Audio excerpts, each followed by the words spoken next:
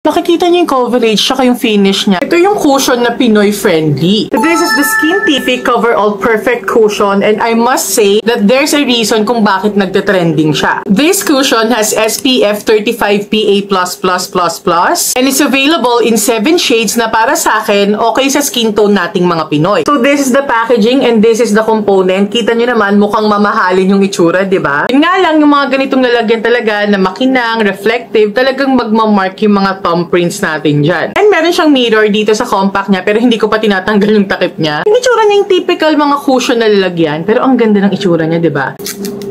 Ito po yung pinaka-cushion. So, I have the shades Ivory and Petal. Ang unang shade na ginamit ko, yung Petal. Pero parang it's a tad darker than my skin tone.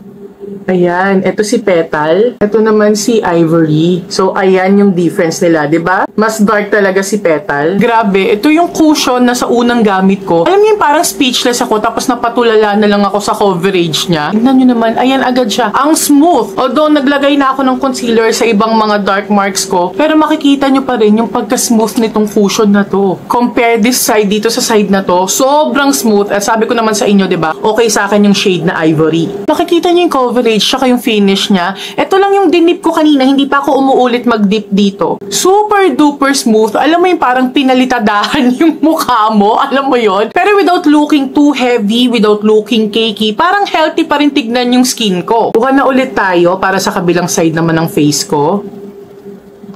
So, ayan. O, diba?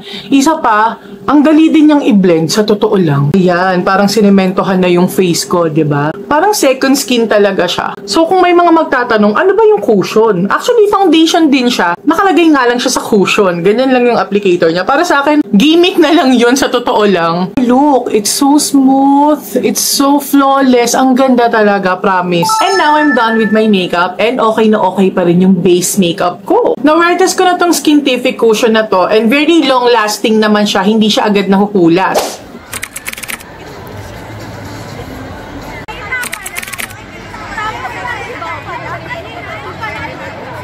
Actually, mas long-lasting pa siya sa ibang mga foundations ko. Isa pang gusto ko dito, ang bango niya. Basta, this is by far the best cushion for me. Good shade selection, well better kung dadagdagan nila. Super smooth and ang flawless talaga ng finish niya. Tapos, ang lightweight pa and ayun nga, tumatagal din naman siya. Give it a try if you can. It's worth the hype.